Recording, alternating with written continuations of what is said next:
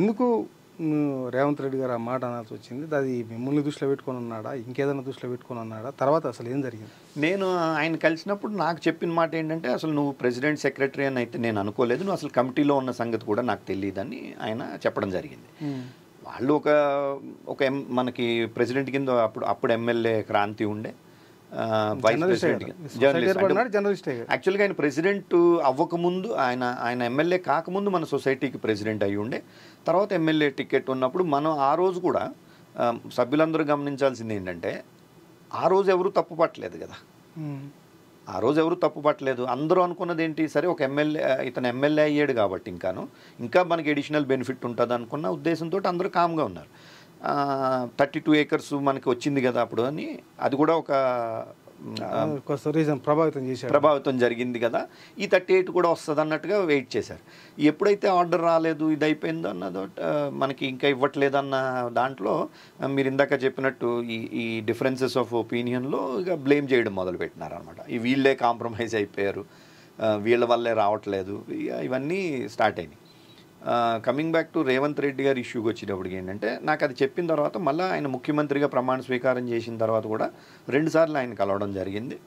2 సార్లు కూడా ఆయన చెప్పింది ఏంటంటే, పర్టికులర్లీ January 1 మేము కలిసినప్పుడు, అంతకుముందు ఏంటంటే జస్ట్ నాకు కొంచెం ఒక 10 రోజులు టైం ఇవ్వండి, నేను ఇంకా అసలు ఏది ఆయన సెక్రటరీస్ని పెట్టుకోలేదు, అపాయింట్మెంట్స్ ఇంకా పూర్తిగా జరగల, ఒక గవర్నమెంట్ అన్నది ఒక పూర్తిగా ఏర్పడి ప్రమాణ స్వీకారం అయింది, అసెంబ్లీ వెంటనే వచ్చింది, అసెంబ్లీ సెషన్స్లో కలిసినాం మనం. అప్పుడు కూడా ఆయన క్లియర్గా చెప్పింది ఏంటంటే, ఒక 10-15 రోజులు నాకు టైం ఇవ్వండి అన్నారు. మళ్ళీ January 1 అందుకే మేము స్పెసిఫిక్గా కలవడం జరిగింది. January 1 కూడా నేను ఏం చేసింది ఏంటంటే, మన సభ్యులందరూ ఒక బ్యూరో చీఫ్ కింద లేకపోతే ఒక సీనియర్ పొజిషన్లో ఉన్న సభ్యుల్ని ఒక 10-12 మంది వెళ్ళడం జరిగింది.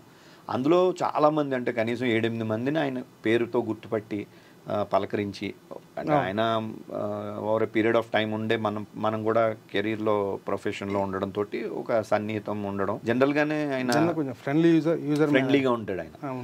నేను అదే వెరీ పాజిటివ్ ఇది ఏంటంటే, మన బాధ ఇదని ఆయనకి చెప్పుకోవచ్చు, 1-10 సార్లు కలిసి మంది తొందరగా చెయ్యండి అని చెప్పుకునే అవకాశం ఉంటుంది. అందులో బాగా పాత ముఖ్యమంత్రికి కొత్త ముఖ్యమంత్రి అదే చెప్పుకోవడానికి అవకాశం ఉంటుంది.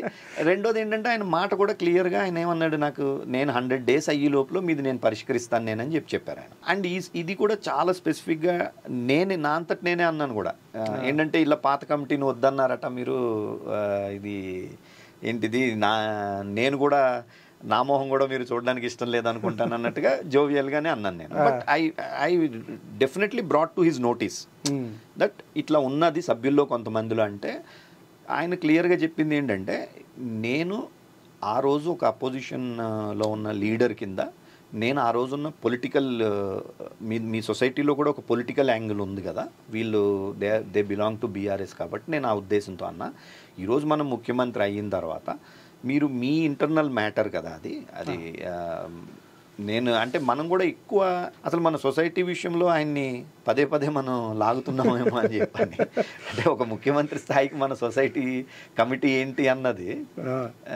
తీసుకొస్తున్నారని. సరే, ఇప్పుడు నేను అనేది ఏంటంటే, ఒకవేళ సభ్యులు ఎట్లా ఫీల్ అవుతారు అన్నదాన్ని, మెజారిటీ సభ్యులు ఎట్లా చేస్తారన్నది ఇంకా వాళ్ళ డెసిషన్లో ఉంటుంది.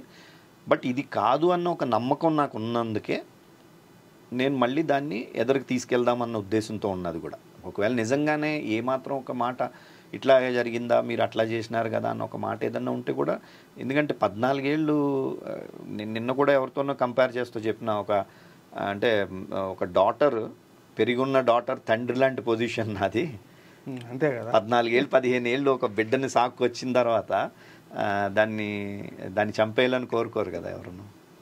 అటువంటి పరిస్థితి నాది అని కూడా నేను I was bit emotional also ఈ విషయంలో. ఎందుకంటే మన లైఫ్లో 15-16 సంవత్సరాల పైన, అంటే మీరు 8కే చూస్తున్నారు, మీరు అంతకు ముందు నుంచి కూడా మేము దీని మీద చేయడం జరిగింది.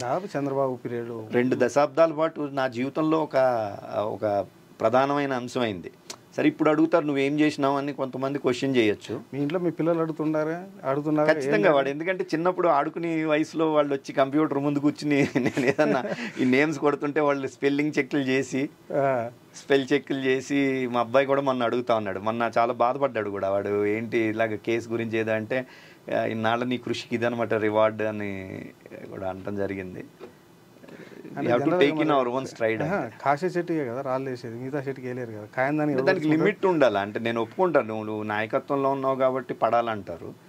పడాలని కాదు, వస్తాయి, పడకపోయినా వస్తాయి ఆటోమేటిక్గా. లిమిట్ ఉండాలి కదా. ఇప్పుడు నా ఇంటికి వచ్చి చావు డప్పు కొడతాను, శవం ఊరేగింపు చేస్తాము అంటే అది తప్పు.